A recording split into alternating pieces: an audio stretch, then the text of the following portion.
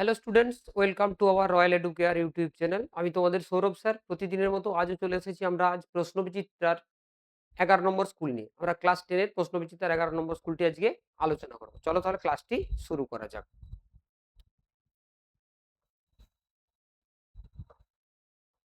দেখো, প্রথমে আমাদের এটা কি দিয়েছে, আবার রানওয়ে কাইট থেকে একটা আমাদের সিন দিয়েছে, সেটা আমরা পড়বো একটু, তারপর আমরা এগুলো কোশ্চেন উত্তরগুলো আলোচনা করবো। প্রথম হচ্ছে, one day there was a grand wind for kite fly.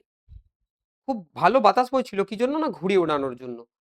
I am sure, I'm sorry, I'm not sure how it happened, but I was bringing the kite from the house. বলছে আমি বুঝতে পারছি না এটা কিভাবে ঘটেছিল, কিন্তু যখন আমি ঘুড়িটা কোথা থেকে আনছিলাম, বাড়ি থেকে আনছিলাম, I tripped and fell over the rocks. আমি হোঁচট খেয়ে পাথরের উপর পড়ে গিয়েছিলাম। My elbow went clear through the kite.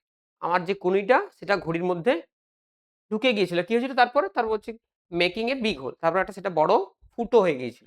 We had to hurry to fix the kite if we wanted to set it up before the wind fail. মানে বাতাস বন্ধ হয়ে যাওয়ার আগে আমরা চেয়েছিলাম এটাকে ওড়াতে। মানে বাতাস বইছে, বাতাস যদি বন্ধ হয়ে যায় তাহলে তো ঘুড়ি উড়বে না ভালো।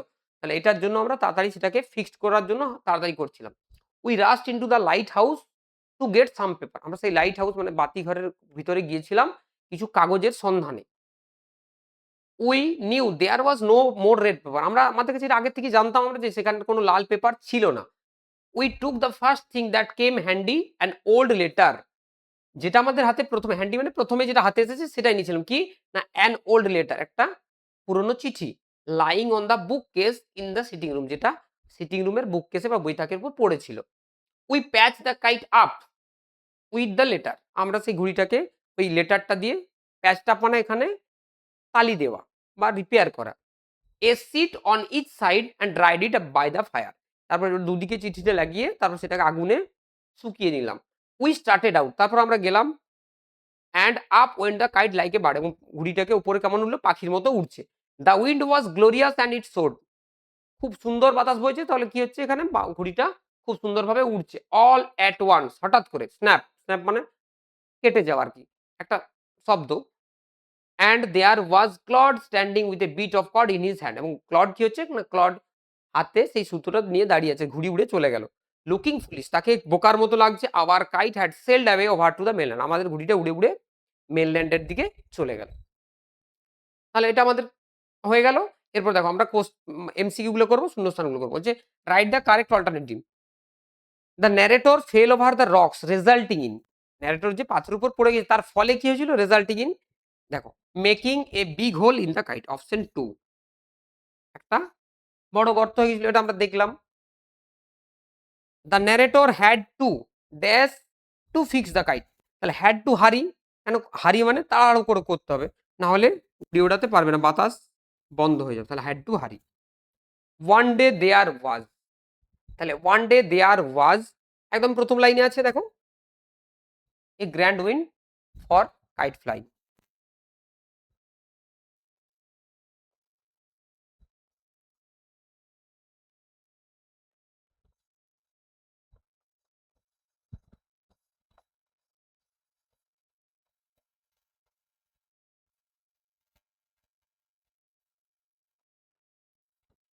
নেক্সট বলেছে they patch the kite up. They patch the kite up with the letter. এটা আমাদের লিখতে হবে।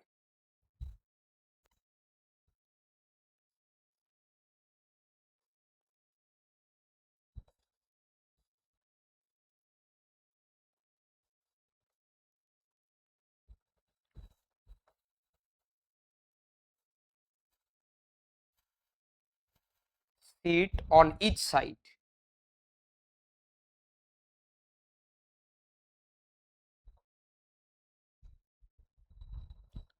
and dried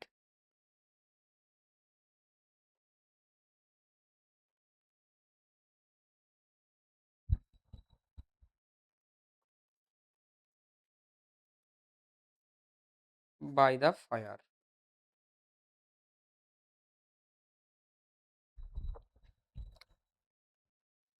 দেখো, হয়ে গেল। চলো নেক্সট।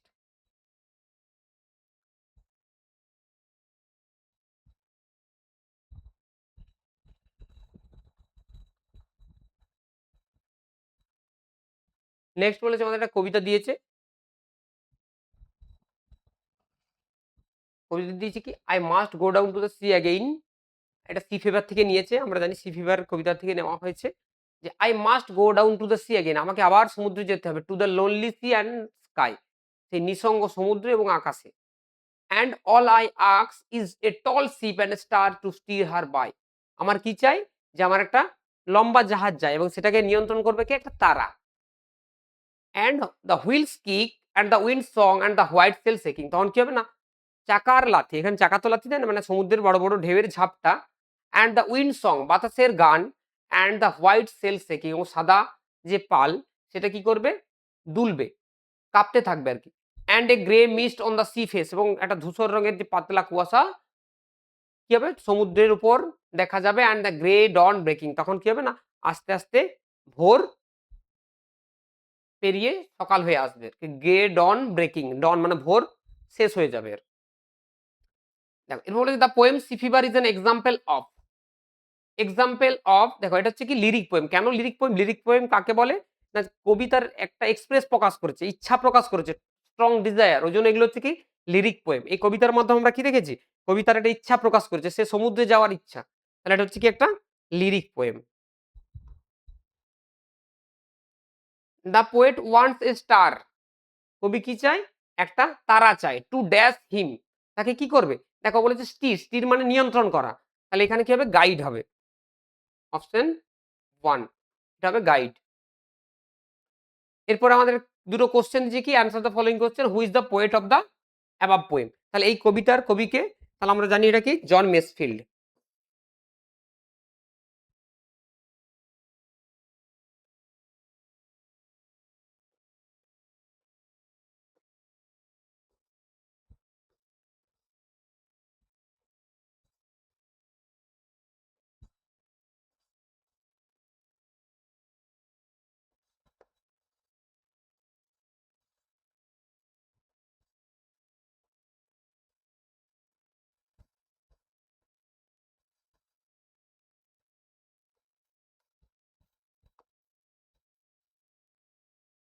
জন মেসফিল্ড। দেখো এবার 2 নম্বর বলেছে কি, বলেছে which song does the poet wish to hear. এখানে উইন্ড, উইন্ড সং, তাহলে লিখবো দ্য পোয়েস উইশেস, কারণ ডাজ আছে।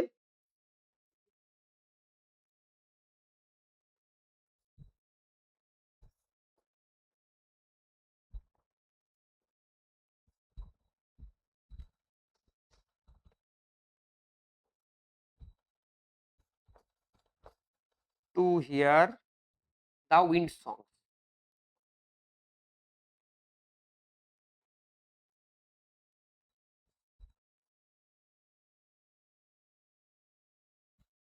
The poet wishes to hear the wind song.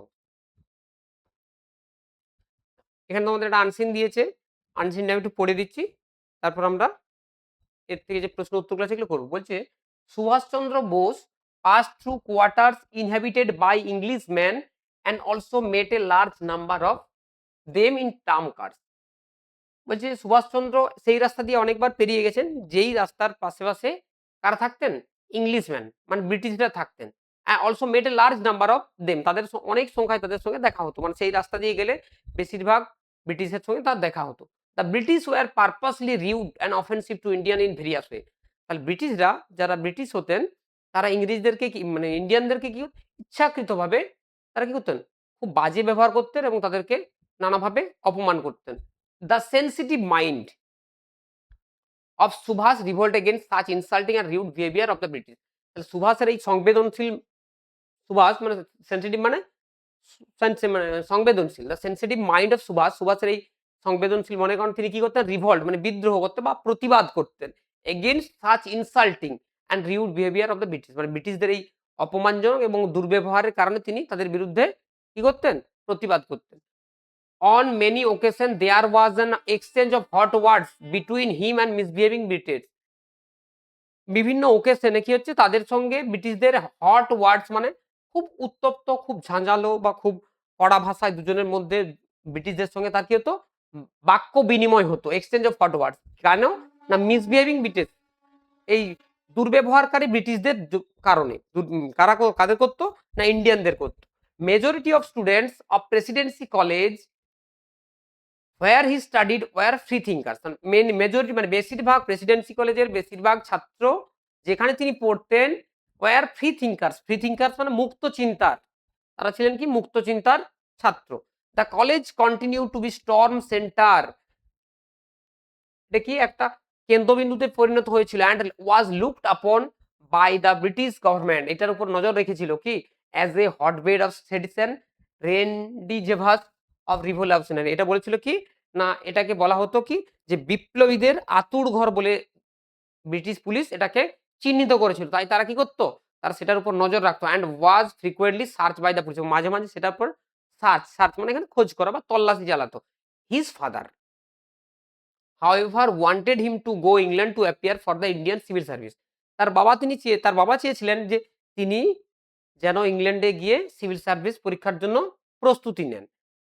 In spite of his mental reservation, তার মানে তার মন না থাকা সত্ত্বেও সুভাষ টুক ইট ইজ চ্যালেঞ্জ, এটাকে একটা চ্যালেঞ্জ হিসাবে তিনি নিয়েছিলেন, যেটাকে আমি যেতেই হবে একটা প্রতিজ্ঞাবদ্ধ হয়ে। In England he was greatly impressed with the freedom allowed to the students at Cambridge. তিনি ইংল্যান্ডে গিয়ে খুব খুশি হয়েছিলেন, কেন না সেখানে কেমব্রিজ বিশ্ববিদ্যালয়ের যে ছাত্ররা থাকতো তাদেরকে স্বাধীনতা দেওয়া হয়েছিল। দেখো freedom allowed, every student behave a dignified manner, প্রত্যেকটা স্টুডেন্ট তার সঙ্গে একটা বেশ খুব ভালো সম্পর্ক তারা গড়ে তুলেছিল সুভাষের সঙ্গে। He displayed his public spirit and fearless thought his stay in England. যখন তিনি ইংল্যান্ডে ছিলেন তখন তখন তিনি কি করেছিলেন, তার যে পাবলিক স্পিরিট তার যে মনের ভাব তিনি সেটা প্রকাশ করেছিলেন। He and K L Gauba were selected by the Indian Majlis, সে এবং কে এল গৌবাকে ইন্ডিয়ান মজিলস হিসাবে তাদেরকে নিয়োগ করেছিল to represent to British government, মানে প্রতিনিধি হিসাবে মজিলসের প্রতিনিধি হিসাবে তাকে এবং কে এল গৌবাকে ব্রিটিশ সরকার নিয়োগ করেছিলেন। The difficulties the Indian students encounter for admission two university officer training crops, তার ডিফিকাল্টি বিভিন্ন সমস্যার যারা সম্মুখীন হতো তাদের সঙ্গে তিনি এই যে এনকাউন্টার তাদের মুখোমুখি হয়ে তাদের সমস্যার সমাধান করতেন। Though he took a harsh view of British high handedness and racial arrogance, কিছু দো এটা কি হচ্ছে দো he took a harsh view, তিনি একটা গভীর উপলব্ধি করেছিলেন। আর এই রেসিয়াল অ্যারোগেন্স মানে খুব তাদের প্রতি যে ভারতীয়দের প্রতি অধ্যত্ব দেখাতো সেটার বিরুদ্ধেও তিনি প্রতিবাদ করেছিলেন। He did admire their qualities which exacted him, এবং তাদের যে গুণ আসল গুণ সেটা তিনি তুলে ধরতেন। He himself behave there in a dignified way, তিনি সেখানেও কিন্তু খুব ডিগনিফাইড মানে খুব ভালো ভদ্রভাবে তিনি আচরণ ব্যবহার করতেন। And was of the view that Indians who go abroad, এবং যারা বিদেশে যেতেন মাস্ট কনসিডার দেমসেলফ, তাদেরকে মনে রাখতে হবে to be unofficial ambassador of the country, তিনি ছিলেন অ্যাম্বাসেডর মানে দূত, অফিসিয়ালি নয় কিন্তু unofficial ambassador. Who should uphold their country's prestige, তিনি তার দেশের যে সম্মান সেটাকে তুলে ধরেছিলেন। He was quite serious in purpose and dislike anybody wasting time on trivialities, তিনি সেই ব্যাপারে কি ছিলেন সিরিয়াস ছিলেন কি in purpose and dislike anybody, কাউকে অপছন্দ করার ব্যাপারে কাউকে সময় নষ্ট করতে গেলে সেটা তো আমাদের অপচয়, সময় নষ্ট হবে, কাউকে অপছন্দ করতে গেলে সেটার ব্যাপারে তিনি কি ছিলেন, তিনি একদম সেটা অপছন্দ করতেন যে ডিসলাইক এনিবডি। দেখো এরপর আমাদের কি আছে, এর থেকে কিছু কোশ্চেন আছে। Who was were selected by the Indian Majlis, কাদেরকে ইন্ডিয়ান মজিল হিসাবে সিলেক্ট করা হয়েছিল আমরা দেখলাম। দেখো এখানে এই যে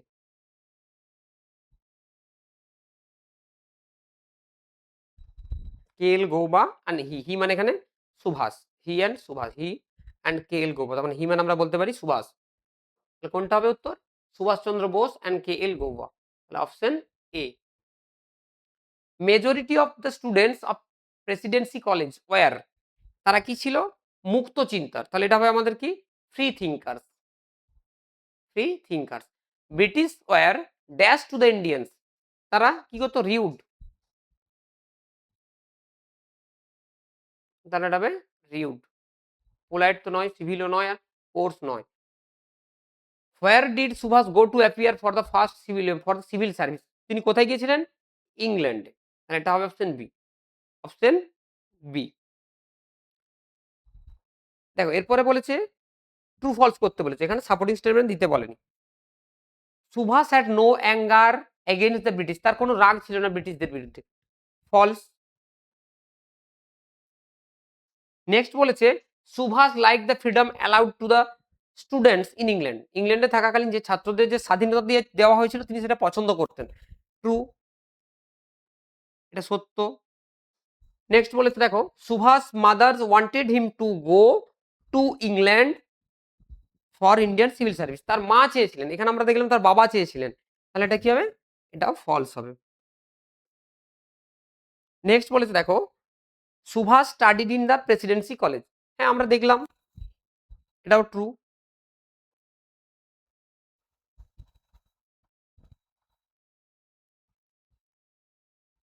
দেখো এখানে যে হিজ ফাদার, এটা আমরা পেলাম একটা হিজ ফাদার হিজ মাদার বলেছে, এটা একটা।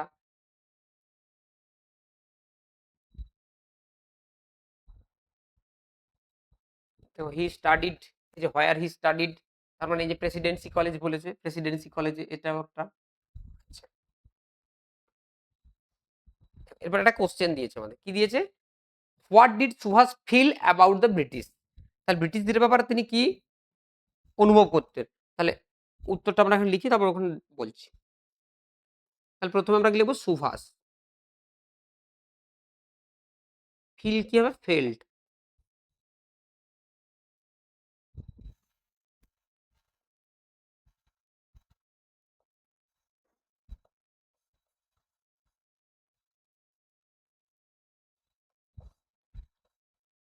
British that,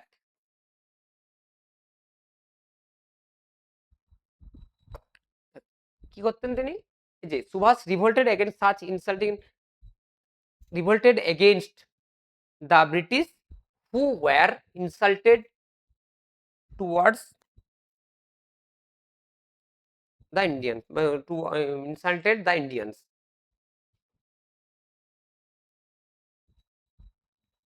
that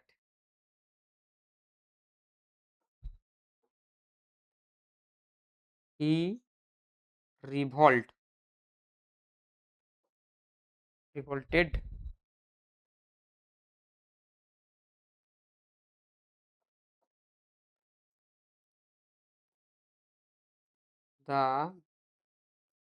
British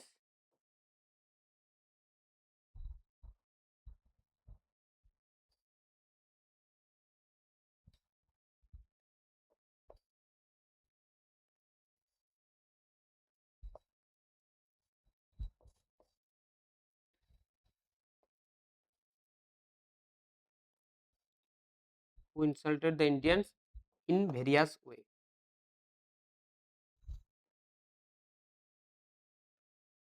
various way, কি বললাম, Subhash felt about the British that he revolted against the British who insulted the Indians in various way,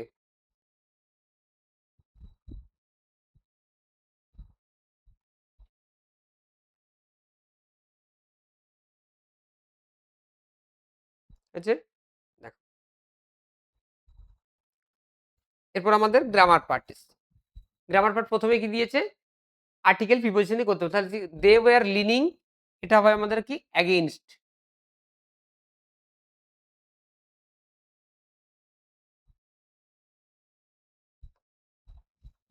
it is, দেখো 1 রুপি, এটা হবে এ।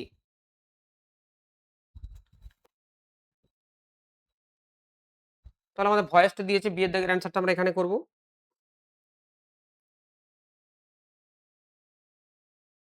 Birds Cry field the air, change the voice, তাহলে অবজেক্টকে প্রথমে নিয়ে আসবো, the year, field তাহলে ওয়াজ,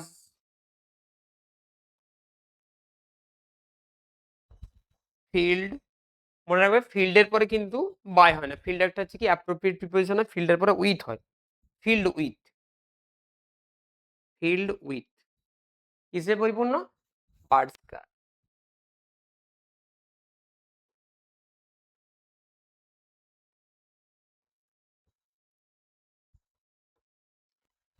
হি was the best boy in the class. দেখো পজিটিভে করতে বলেছে,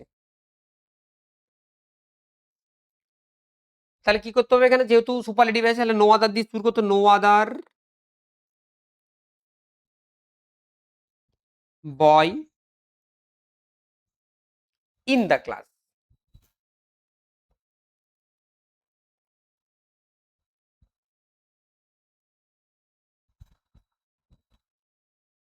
ইজ অ্যাজ গুড, যেহেতু বেস্ট আছে, as him. No other boy in the class is as good as him.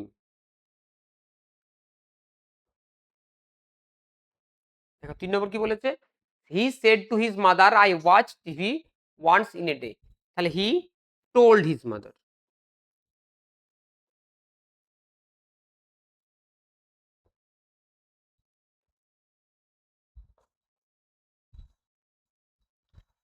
Linker that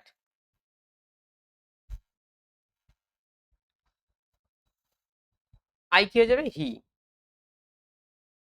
watched TV once in a day.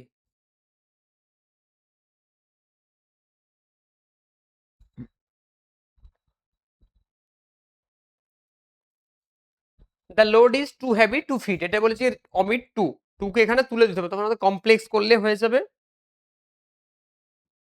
The load is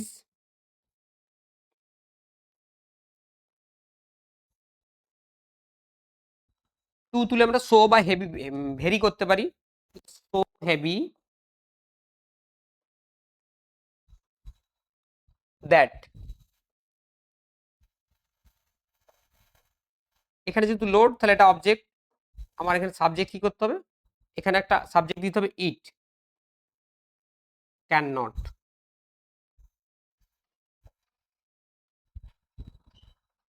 can not lift.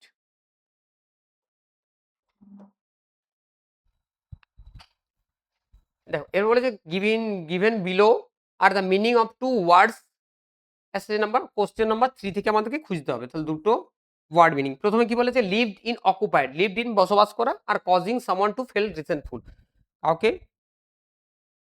বাজে ভাষায় কথা বলা, বা আমরা বলতে পারি অপমান করা। দেখো এই যে প্রথমে আছে একটা ইনহ্যাবিটেড, ইনহ্যাবিটেড একটা অফেন্সিভ, দুটো পড়তে হবে।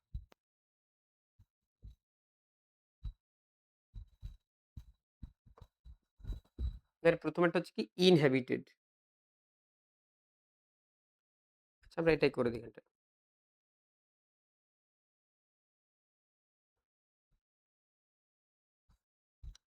Offensive, S I V, offensive.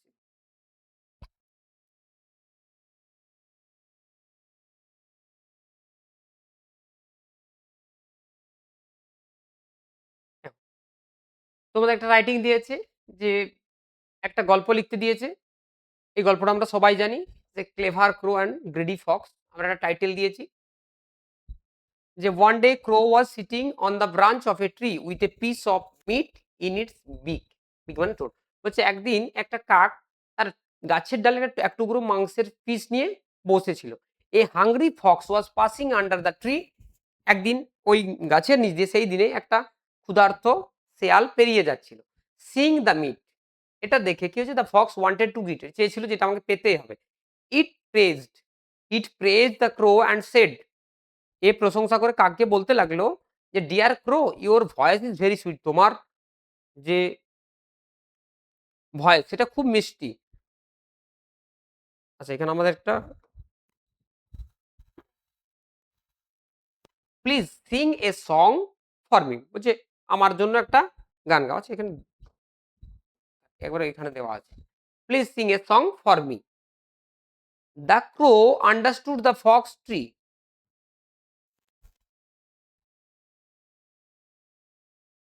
আচ্ছা the crow understood the fox trick, এ কিন্তু এই চালাক এই কাকটা কিন্তু এই যে ফক্স, শেয়ালের যে চালাকি সেটা বুঝতে পেরেছিল।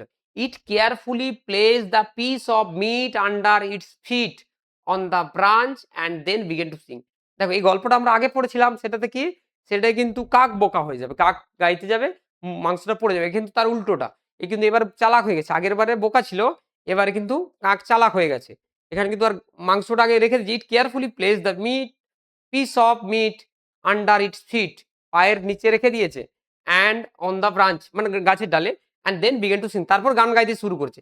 The fox waited for the meat, ও কিন্তু গান শুনতে তো আসেনি, ও মাংসের অপেক্ষাতে এসেছে। The waited for the meat to fall, ও অপেক্ষা করছে কখন মাংসটা পড়বে। বাট ইট ডিড নট, কিন্তু এটা পড়েনি, এটা পড়েনি। এখন কিন্তু অনেক চালাক হয়েছে কাক, তাই তো ও আর রেখেছে আগে নিচে। Realising that it had been outwitted, ও বুঝেছে যে না, আমি আমার এই চালাকি কিন্তু পরাজিত হয়েছি, বা আমার চালাকি ধরে নিয়েছে ও। Then disappointed fox quietly went away, তারপর সেখান থেকে ধীরে ধীরে চলে গেছে, দেখছি আমার তার উপায় নেই, মাংস খাওয়া হবে না, আদেও কাকের গলা মিষ্টি নয়, ও মাংস খাওয়ার জন্য বলেছিল, আর ও বোকা হয়ে ওখান থেকে চলে গেল।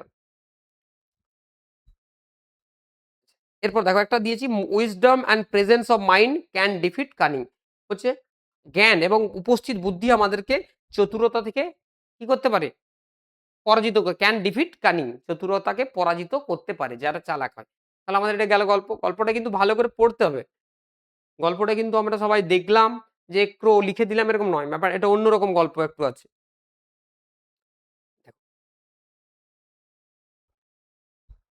তাহলে তোমাদের ক্লাসটি আজ এখানে শেষ হলো। ক্লাসটি এতক্ষণ ধরে মন দিয়ে দেখার জন্য তোমাদেরকে অসংখ্য ধন্যবাদ। ক্লাস কেমন লাগছে তা কমেন্টে জানাবে।